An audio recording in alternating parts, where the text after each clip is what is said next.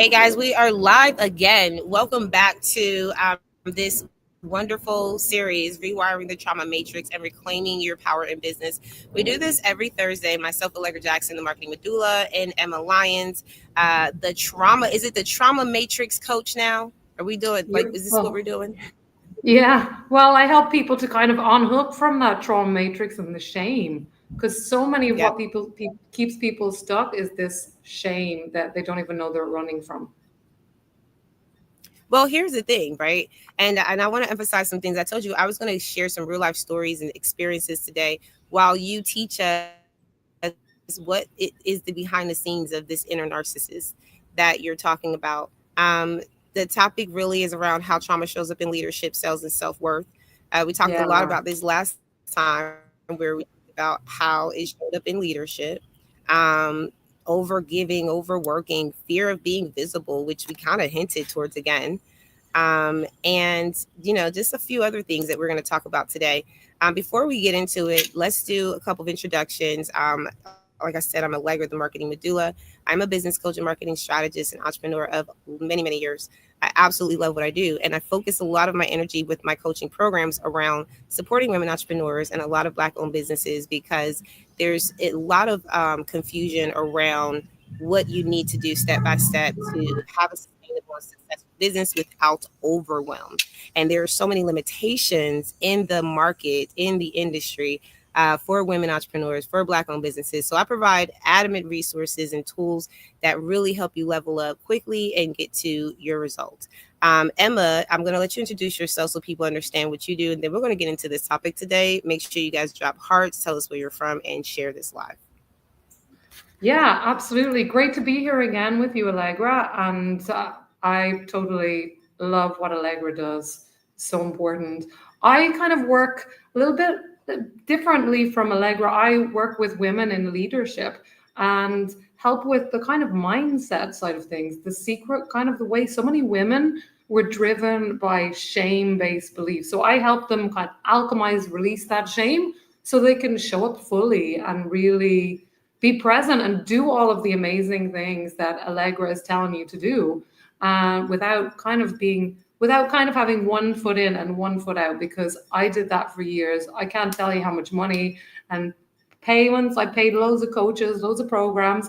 And now looking back, I can see I had one foot in and one foot out. I was kind of trying to be visible, but afraid of being visible. So it's when you break through that, that's when things can really start to explode for you. It's like it's both getting both the strategy and the inner thing aligned. Then you can really rocket your success and really show up fully for your audience and really be visible, be fully present, and attract the right people to you, because the right people for you, they're praying for you right now.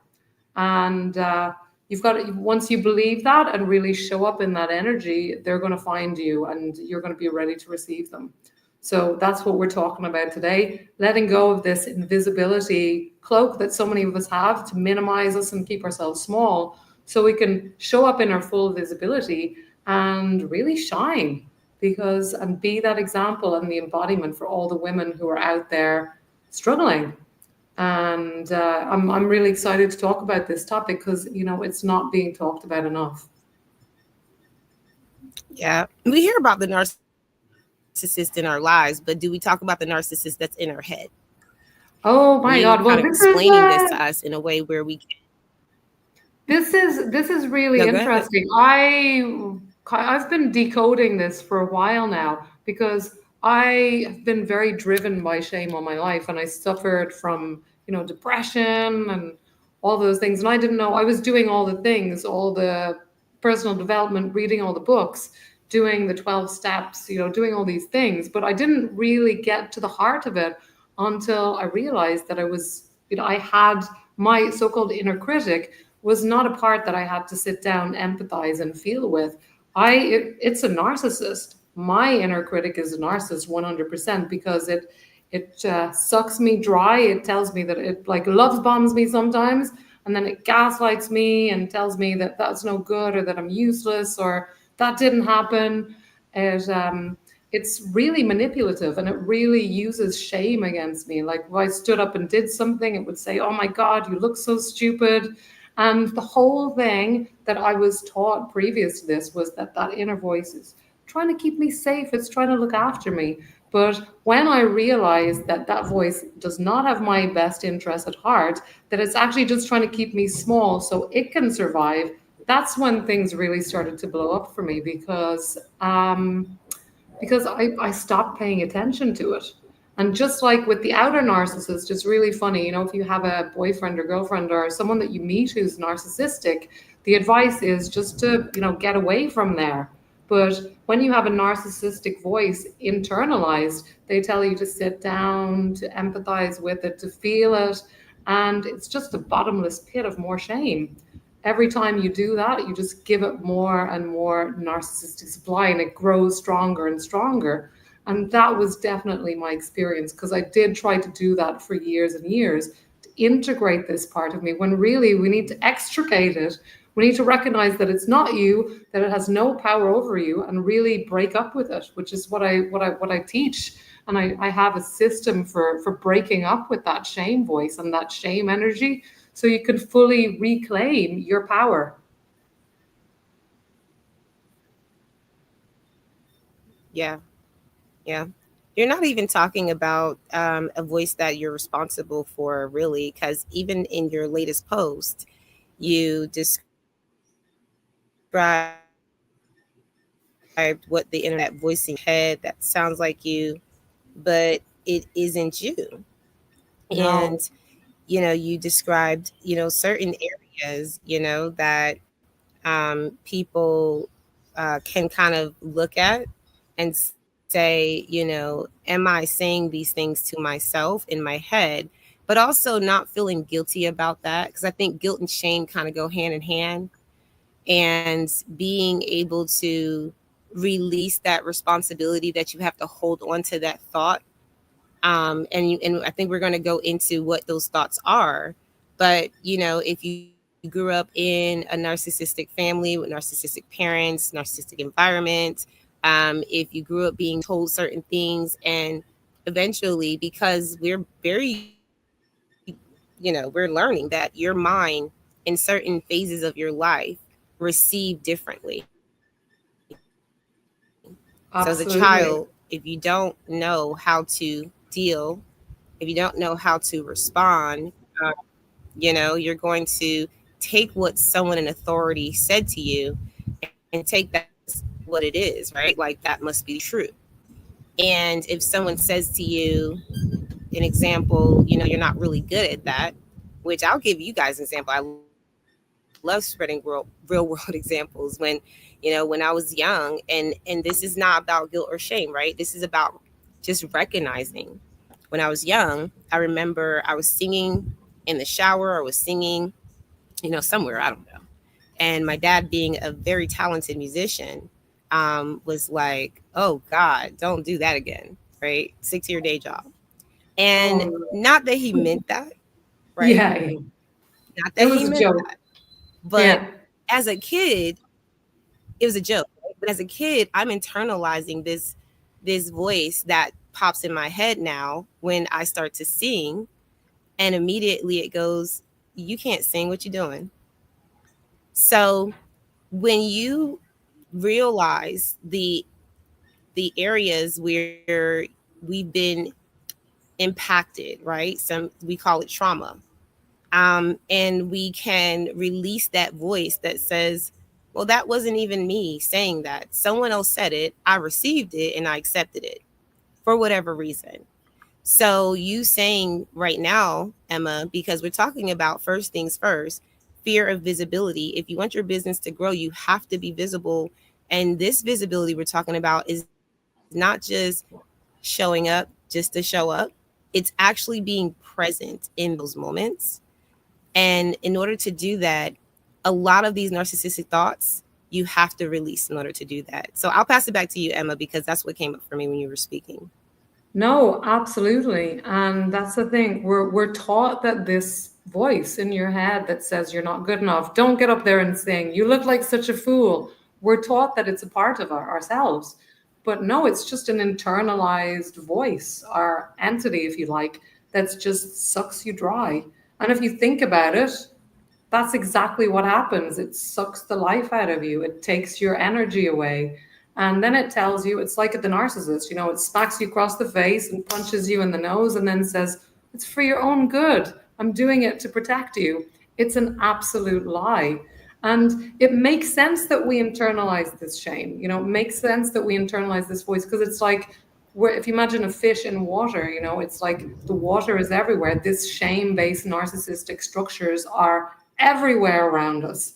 You see them in political situations, you see them, they're replicated everywhere. So, of course, we're going to take them in because we want to, as children, we want to be accepted in our culture. And this is the culture. And when a child behaves badly, what do parents do? Because that's what they were taught to do. They shame them. They say, "You bad girl, you shouldn't do that." How we people, good intentioned people do that.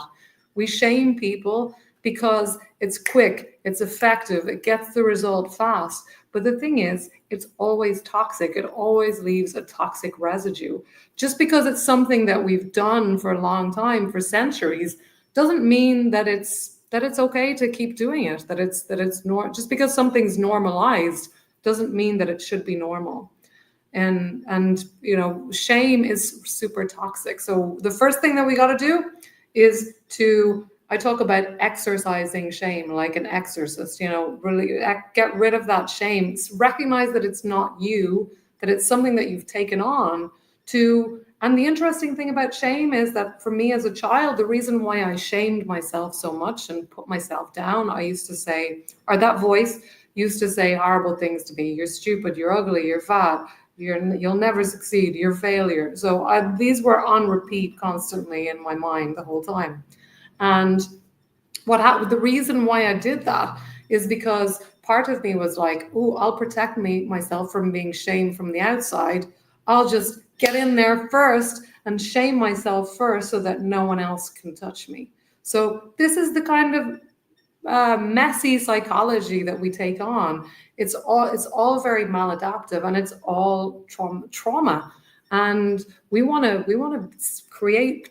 empower ourselves, not from inside the cage of trauma and shame. We want to get outside of it and recognize that it's not us. That's not a voice that's got your best interest at heart. And we need to separate ourselves, take back the power, because it has, like a parasite, it has no power unless you give it power, or like a light bulb, it doesn't have any power unless you turn the light bulb off, unless you start reacting to it, unless you start defending yourself or performing so that it feels good. When it says don't get up on the stage, you go, okay, right, I better shouldn't do that. You're giving it energy. So we want to just cut it off, go no contact with your inner narcissist, and then start emotionally taking your power back from this thing that's been sucking you dry since birth. And the really cool thing about it, Allegra, is the more, and I think I mentioned this in the other lives that we've done, the more you extricate, or the more power you take back from this inner narcissist, the more impervious. Other people can't shame you in the same way, because to give the example that I like, that I spoke to someone else. There were young girls eating ice cream on the beach, and they were a little bit fat. And some guy went up to them and said, "You're already fat. You shouldn't be eating ice cream." Those girls laughed at him. They laughed at him. So you only take in the shame. You only feel the shame if your inner narcissist says, "Oh my God, you are fat. You better not eat that ice cream." And that's the real cause of your shame. So we got to de-shame ourselves, and then nobody else can shame us.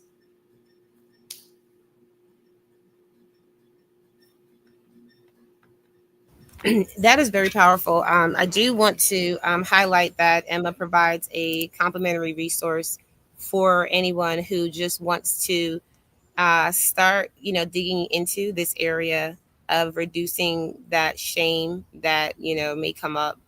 Um, this is pretty deep, Emma, because when you talked about that, even my pastor talked about that on Sunday.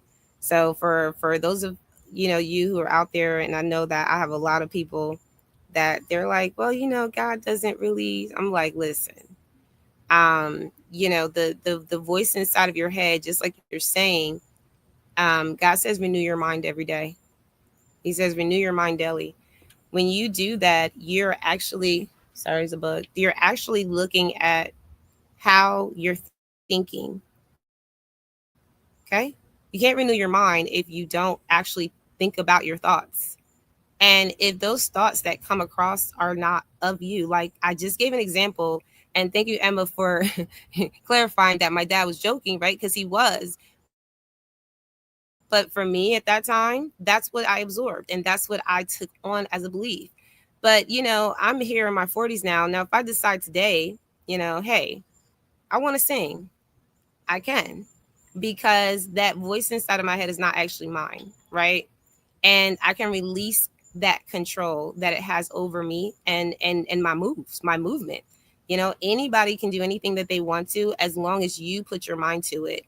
And so when I think about, where a lot of us are, especially in business, when you show up and you're looking to be visible, that's what is happening. Just like I talked about that thought in my head, right? That is what's happening. There's a inner narcissist that's giving you these statements that you didn't even think you approved, honestly, right? Because I've done it, and I've had to check myself and been like, wait a minute, who said that? Like just anything. It could come out in ways where you're on a live stream, and you're saying to yourself, nobody's coming on because they don't want to listen to me. I don't really have enough to offer. I don't have the value that they're looking for. It could be I don't have enough experience, and this is why this is happening. And this is what actually came up, Emma, that tied into that. The what you posted on your social media that said, when you feel a spark of joy and thought, that voice that says, who do you think you are to be doing that? That's what stops us. So when I look at this whole process, and we are showing up and we're looking to be visible, in order to be present and in order to be aware, right? We have to start with, first of all, doing it. So when you go on a live stream, we're giving you real life physical examples here. I want to do that because I want people to understand how to actually take the steps. But if you're a person that needs to go live for your business, if you're that person that have 6 or 7 figure clients, if you're that person that has to show up on a stage or a podcast and speak to an audience of thousands, opportunities come up, and it helps you in your business because, of course, why wouldn't it?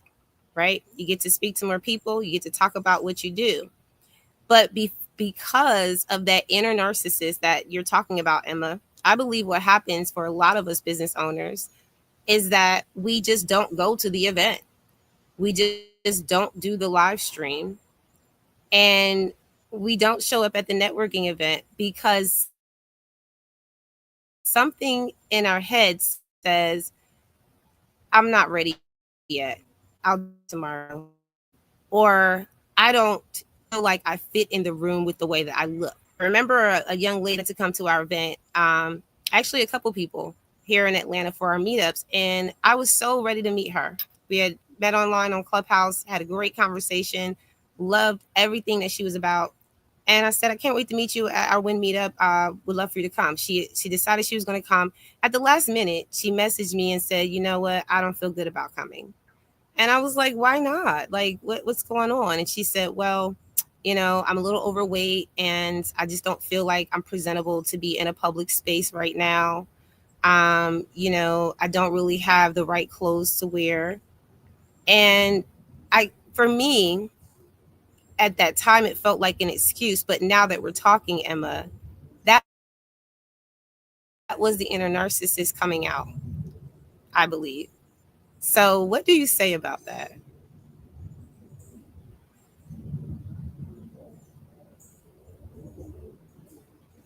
Sorry, I was trying to fix my streaming to Instagram, which doesn't seem to be working. But yeah, that's such a good point, because yes, that inner narcissist will stop you from doing things that you should be doing. to succeed. It'll say, "Oh my God, you're too fat. If you show up on a lie, what are they going to think?" It's just mean. It's like Mean Girls. And we've been told that it's trying to protect you, but actually, it's actually trying to destroy you. It's actually kind of trying to kill you. It's trying to sabotage your life and your success and keep you small and keep you where you are. So how can that be looking for your best interest? It does not have your best interest at heart. And when you realize that, and when it comes, you just say, "Not today, not today, Satan, not today, bitch," and you take back your power. That's clean. And it really does work for me, because it works for me and it works for the people that I work with. And even just knowing that, it's empowering, because all our lives we've been taught that this thing is normal, that it's trying to protect you, that you need to integrate it. And I'm saying the exact opposite. It doesn't have your best interest at heart. It's not you. And it's actually trying to destroy you. So just say no to it. It's like that narcissist on the outside. Don't let it in. Say no, take back your power. It doesn't have your best interest at heart. It's like intergenerational shame that's being projected on you. It doesn't mean that you're bad or that you can't do it. That thing will tell you anything to get you tripped up, to feed it, to give it more, to feed it with more emotion, more sadness, more frustration, more disappointment, more anxiety. It feeds on that stuff. So you want to take back your power from it, and just say no. Break up with your inner narcissist, which is the freebie that I have for you guys. If you're intrigued by this, definitely check that out. It's 5 signs that it's time to break up with your inner narcissist. And it's really cool because it takes you through the 5 signs of when to know that you have this inner narcissist. Maybe you're identifying it now as you're listening. Ooh, this sounds familiar. Check out that free guide, because it will show you if it's actually time. Because so many of us have this internalized narcissist, but maybe you're not ready to break up with it. If you are, check out that free gift, because it shows you those 5 signs that you are, and also gets you introduced into how to start doing that, how to take back your power. Because it's like a narcissistic boyfriend or girlfriend. It just keeps extracting from you until you get away with it. Go no contact, and emotionally as well as physically. So this thing maybe has been feeding off you for 30, 40 years, 50 years, whatever. And it takes some time, but you want to starve it out rather than refuse to give it any power. And then you'll be amazed to see how quick you take back your power from this thing. The other day, I was cycling down the road and I was running late for something, and this voice in my head was like, "Oh my God, you're going to be late. You're such a." It was starting to shame me, and I could feel it in my body. For me, it's not so much a voice; it's like a bodily feeling of kind of just getting small and minimizing myself. And I just said, "No, this isn't mine." From a really neutral place. And you know what? It just went away like that. It has no power, and this is a really cool, empowering thing for you. It has no power unless you give it your power. It absorbs the energy, the emotion, the reaction that you give it, and it feeds off that and it gets stronger. But once you say no and you cut that tie and you take back your power, it has nothing. And it might come back tomorrow, but not today, Satan. Try again tomorrow. You can laugh at it, but you have no reason to be polite to that thing, because it has been trying to destroy you since you were a child, maybe since you absorbed that narcissistic voice, that self-sabotaging voice, and you don't owe it anything.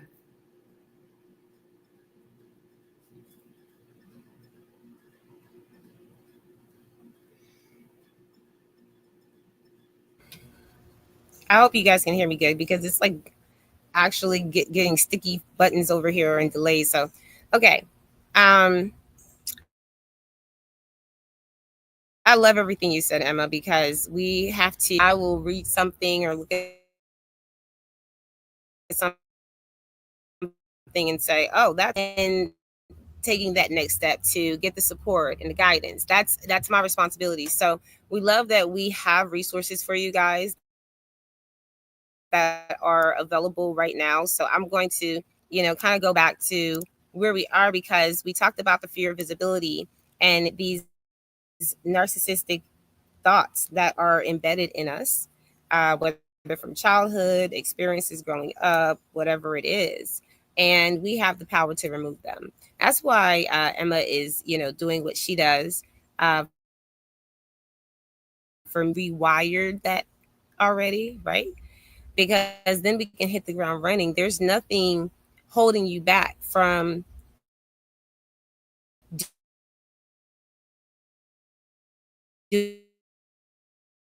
doing, from showing up and being present when you do this type of work. And we're in our business, which is something that we go through in a lot of our programs right now. We're in a business growth and clarity 90-day intensive. And that means that you're going to get the result, right? And it's super intentional, because it has a lot of accountability coaching, right? Now, what I've noticed in this program is that the people I'm working with do not have these type of these type of barriers that they're not willing to break. Okay. And like you said, Emma, they do have the tools, because there are a lot of support systems out there that do help with a lot of mental health awareness, mental health support. And then, because but she's talking about triggering these areas of your mind so that we can start working on them actively. And also getting this process, are you paying attention to your nervous system? So I want you guys to really lean into this. Also, here on the narcissist is a voice inside you that judges you, controls you, undermines you, shames your real needs, and it mimics the people and systems that taught you that you were too much, not enough, or only safe when silent. And I will say, because I would love for you to respond to that, but I would say that there's a lot of clients now in this intensive that this is still stuff that they discuss, right? But at that moment, right, they are also saying back to it, I know that my thoughts are saying this is too much for me, but I'm going to decide, what do I need to do? And the last thing that you said on here, when it says that the people that have told you that you're only safe when you're silent, like, don't speak up, don't talk about yourself, don't talk about other people. That's rude. When you become very aware of where that inner narcissist is and when it comes up, like you were speaking of, I think that that releases you from that bondage. So you show up so freely that at that point, you start to receive the results. You start to see the money coming in. You start to see yourself aligned with people who see your videos, who see your posts, who see how authentic and genuine you're being. And now they're like, this person doesn't look like they have so many barriers. I like them too. Let me go ahead and work with them. And so this fear of visibility does come from a space that we can heal from. But I think that being very intentional, Emma, very, very intentional, like download the resource, get with the DMs and ask the questions, and see if, there are areas where you need to do that very thing.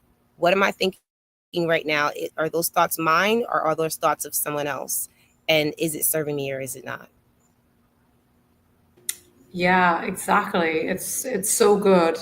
And what I'm just looking at the Instagram post that I posted a whole series of trauma responses that people don't even recognize are trauma responses. And a lot of them are things that I myself experienced. So I'm talking from personal experience as well. And I had lots of sneaky ways, but the one that we're kind of talking on now is what I call the invisibility cloak. I was toying with other names like minimization, like gotta be small, gotta be tiny. So we think it's like you're being humble. Oh, I'm not that good. And it comes from this double bind for lots of people, and lots of women have this, particularly this belief that you're too much. You're too much, you're too intense, you're too sensitive, you're too emotional, you're too, tone it down a bit. You're too, you got to just, you're too much. You make me feel uncomfortable. And then also the belief that we're not enough. So we've got like two polar opposite things that we're kind of going between. You can never be enough, or you'll be too much. And if you're too much, then you're not. It's like there's no winning. It's like a straight jacket we're stuck in. So this is a really common one. I've seen it in my own head, and it makes us just want to disappear because if you're too much and not enough, where can you go? The only solution is to disappear and become tiny so that no one sees you and bothers you or is bothered by you. This belief that you're kind of an annoyance. And I felt that, oh my God, if I post that, if I send that email, people are going to be annoyed with me. They're going to be annoyed if I make the offer. And it's really, it is a trauma response. It's about trying to make, we're worried more about how other people are going to be feel rather than focusing on ourselves and getting out of the bubble, the cloak of invisibility, like from Harry Potter. We put this kind of cloak around ourselves that will be just visible, and then we show up and do the lives and talk, but we're really energetically invisible. We don't want to be seen. We're afraid that people are going to ask us, do you want to? So we never make the offer. We show up, we do all the things, we put the posts, but nobody ever makes an offer because we don't make an offer because we're secretly afraid. Oh my God, if they see me fully, I'll be rejected. They'll think I'm too much, or they'll see that I'm not enough.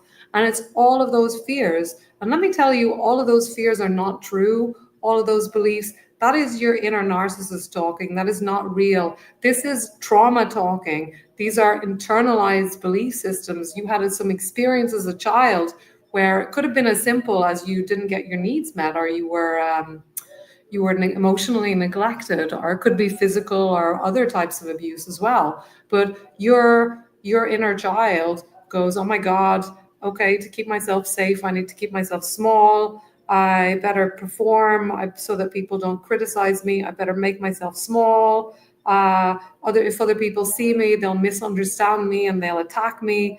That's not humility, guys. That's a trauma reflex that you're still living again and again. Because I'll tell you the truth about trauma is that it's like a loop. It keeps looping around. It keeps happening again and again. This is why people keep, dating the same person with a different face again and again. It's because they've internalized, this is what I need. This is a trauma response. And until we break it, we're never really living free. We might think we're free, but we're operating from unconscious belief systems that aren't necessarily serving us. And a lot of the times it's trauma response. This is why people, especially empaths, they keep attracting narcissistic partners, because that's what they've imprinted as normal. So, and we imprint maybe poverty or scarcity. That was my thing. Poverty, scarcity, not having enough, or just about having enough to survive. That became my set point. And that was kind of very uncomfortable, but kind of comfortable because I was kind of used to it. It was, what I was used to. I was able to go along and feel okay. So this is about getting out of your comfort zone and saying no to this voice that's trying to extract from you and is not really protecting you at all. Time to take off that invisibility cloak and step away and step into your own power. Stop letting that inner narcissist control you and dominate you and bend your will through shame and projection and weaponization of things. Take back your power. You don't owe it anything.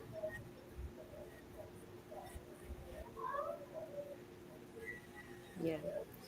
Yeah, that's super. Some context to the word trauma as well. Because, me and myself, I say the word trauma, and there are certain people in my life that understand, and certain people are like, what do you mean? Because trauma, I believe, can be something that can come from your your direct experience, like someone actually doing something directly to you. But I also believe that it can come from just a general experience, something you witnessed, right? I remember my little sister was riding in a car with my mom, and they were driving past a car that flipped over. And usually, when you drive past those type of situations, you don't think about who's in the car. Like, you think about who's in the car and you pray for them, but you don't go looking for them, right? You're just like really sad about the accident. But my little sister was very small, so at her eye level, she could see the person in the car, and she saw that they had, like, they were very gory. And I thought it was interesting because years later she had shared with my mother how um experiences that she has panic attacks when she's in a car, um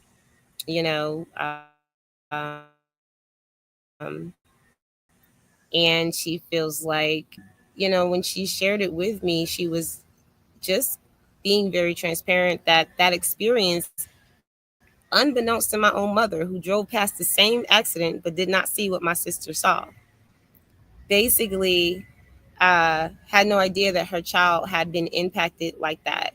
And so I think that we have to own up to how we individually feel, regardless of if someone directly did something to us, or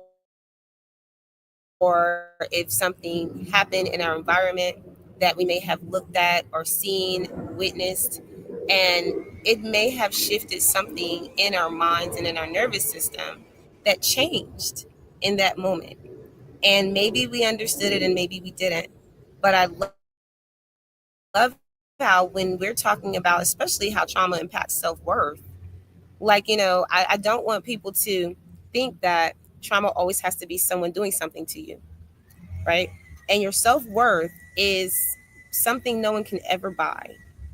They can buy, value you offer, but they can never afford your worth. And so, you want to really identify, like, you want to really understand that that is attached to your identity, right? Because it's priceless, it's who you are. And being able to understand how what you've been through in life and what that has done to your self-worth, has it diminished your ability to show up in your business the way that you can. I remember having conversations about a silent knowing. When you know that you can do something but you're not doing it, right? There may be something in between that space telling you that you're not good enough, or you're not going to accomplish that goal. And if you have any of these stopping points, then being able to address the trauma, because it's not your responsibility to hold on to it, right? Let's just be real. This is, I just believe that this is something that we can all look at as women entrepreneurs, because we, I believe, carry the most of the burden, especially if you are a mother and if you have grown up with narcissistic parents. These are real conversations that have to be had. And if you've never had a safe space to have that conversation, and I've heard people come to me and they go, "Girl, I've hired so many coaches, you don't understand." That's fine. I'm not them. And I don't believe that your experiences that bad are bad experiences. I believe that things happen for you. So anytime it's getting you to a place of learning a lesson or getting an ultimate result. And so I encourage before we leave this live today, because we're going to end soon, if you have business and you have experienced anything in life, because I believe we all have some level of trauma. Y'all can't tell me otherwise. I'm sorry. There are people in my life that do beg to differ, and you can tell me if I'm wrong too. But I just have seen so much, and I've experienced so many stories, and how, as women, we also do this alone a lot. We need to start getting the support, getting the help, getting the resources and asking for help where we feel there are safe spaces. And here in these areas, I always tell y'all, feel free to DM, feel free to get those guidance and resources that we put up here. And hopefully throughout this series, you guys will be able to, um, understand how to show up more, how to, reduce all of the inner thoughts and the narcissistic thoughts that have accumulated over time. And also just make sure that you come back so that you can hear more about some of the other areas that we're going to be leaning into, which I think we talked about last time was self-sabotage and comparison traps. We're going to go a lot deeper for you guys, but just make sure that you catch the flow. Emma, is there anything that I said made you jump out of your seat? I feel like I just be saying things, and then when my opinion comes up, I'm like, no, that's just my opinion's right. But I'm handing it back over to you, Emma. No, no, I agree with you. I think we're all, it's not about whether we're traumatized or not, it's about to what degree. Because we live in a very trauma filled world. Everyone's got trauma. My parents didn't do any trauma work, and they had my mother, I think, pretty sure she had a narcissistic mother, my father, very dysfunctional family at best. So, how many generations back, people weren't getting help? People were just internalizing it. And then on top of that, I'm from a Catholic background, so there's this whole Catholic guilt, and this was kind of in the air where I was brought up. Even though my family weren't particularly religious, it was still there. This idea that you're a sinner, you're bad. It doesn't exist in other cultures in the same way as it does in kind of Western Christian, because that became kind of the template for all of us here. This idea that you're a sinner and that you have to forgive, and that's another straitjacket, right? It's like a double bind. You have to forgive, but you're a sinner, right? There's no way out of that. Like it's a loop that you could never escape from. But Jesus never taught shame. This came later.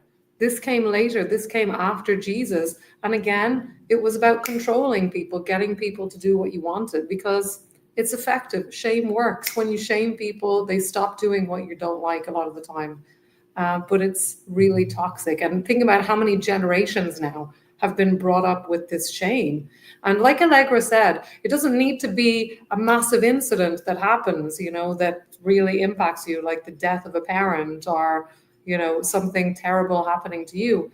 It's not so much what happens to you, it's about what you make that mean internally, right? So in my case, I was kind of ignored, and I didn't feel like I could speak to my parents or indeed anyone in my family about my feelings. And when I brought it up, I was told that I was too much, that I was, I should tone it down. And so it wasn't a safe place for me. So what I did in defense of that, or to protect myself, I just kept it all to myself. I became invisible. This was a trauma response. And I didn't talk to anyone. I just internalized it and made, oh, I'm bad. So this is why this is happening. And that's what I made. That's the meaning that I gave it. So it's not about what happens to you. It's about what meaning you give to the thing. And as children, we're childish. We give childish meanings to things. If our parents break up and divorce, it's because I'm bad. It's childish thinking, but that's the level we're at as children. So we internalize these things. We tell ourselves it's our fault, and we carry that into childhood until we deal with it. But the good news is that it's just a trauma response. It's not who you really are. It's an imprint. It's something that we've taken on from something that happened. It's something that we've bought into. But we can also sell it back. We can also let it go of it. We can also drop it. But that's that. So it's so easy to do. And I'm not saying it's simple.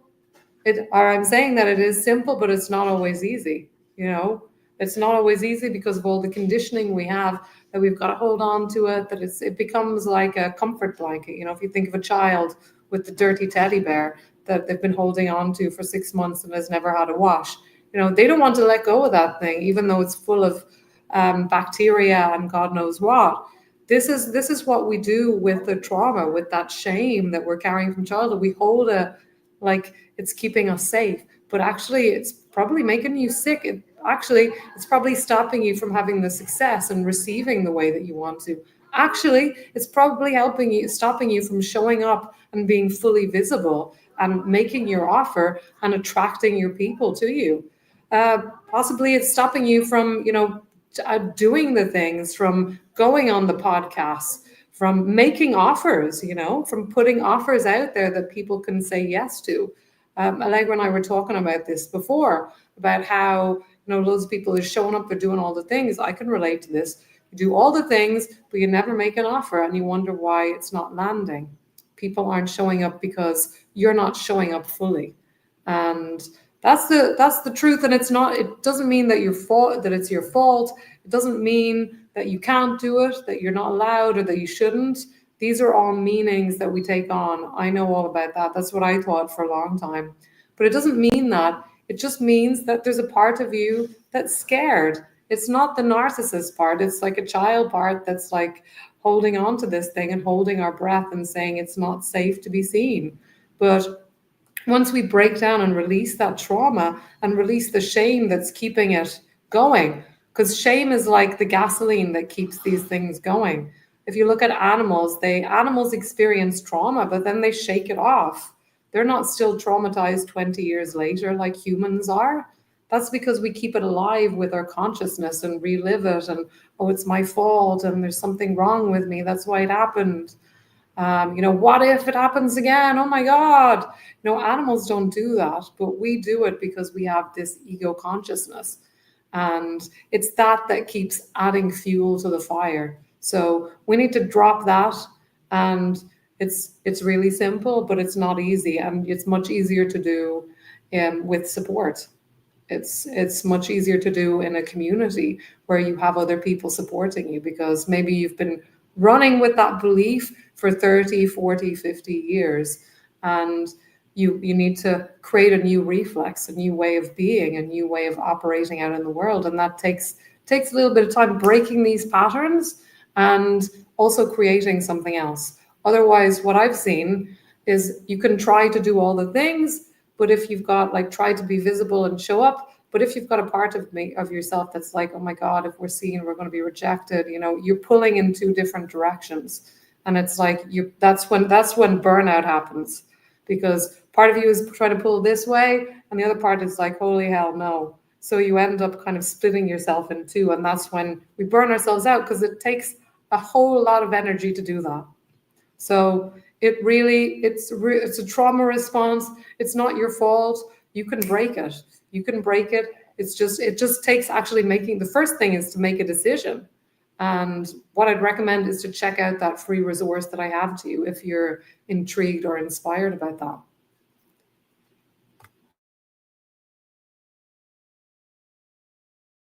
Wow, such a great session, guys. So we'll cover some more next week. I think that this is such a great way for us to dig a little deeper. Just talking about how your self-worth is so precious because it is who you are. And I've seen, I don't know if you guys seen the trend. It's basically women who will show the before and after of like when they got into the relationship, and then like the next photo is like after they've been in for a while, and the actual difference shows that before they got into that relationship, they were like, their skin looked good, their hair looked good, they were smiling brightly, they were dressing a certain way. And then that next photo, after they maybe been with a narcissist or maybe been in a bad situation, now in this next photo, they like their hair was falling out, or they just were unhealthy. um, and so the way trauma shows up and impacts your self worth is in so many ways, guys. It's not just in your mental self, it's physical too. And we want to give you guidance and support. And so Emma has already given her resources. I put in the comments, guys. You can also DM me for more support in your business. If you feel like before you start the business, you need to business, before you grow the business, before you scale it, that you need to work on some of these trauma impacts. Emma is always available to make sure that you get guidance in that area. I also want you guys to follow us if you're not already on our channels. Right now, we are on Facebook, LinkedIn, and YouTube. Emma is live on Facebook and Instagram. And just make sure that, wherever you're tuning in from, that whenever you come into our lives, guys, that you tell us hi, because we love to engage and interact with our communities. We love to hear, your responses to how these conversations resonate with you, because a lot of this is maybe you're hearing for the first time. And in order for us to give more value, to, give more guidance, that feedback that you give us, whether in the DMs or here in the comments, just helps us, move forward with intention, give you what you need. And also, you never know who else is out there in the world that needs what you need as well. So this is all about community and showing up, guys. We'll see you later. Emma, thank you so much for joining me again. It is such a pleasure as always. And are there any final words that you would, like everyone to walk away with today? Yeah, I would just say, it's time to, you got to make a decision. Are you happy to keep going the way you're going? Or are you ready to take the invisibility cloak off? And once you make that decision, the next step will become clear to you. But you've got to make that decision first, and say no to what's been happening. It doesn't have to continue like that unless you keep living there.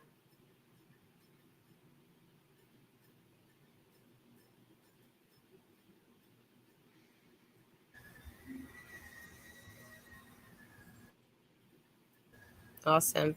All right, guys. We're gonna get out of here now. Make sure that you guys tune in next week. We'll be back on Thursday at 2 p.m. Eastern Standard Time for the Rewiring the Trauma Matrix and Reclaiming Your Power in Business. All right. You guys stay safe out there. Go be successful, and we will see y'all next week.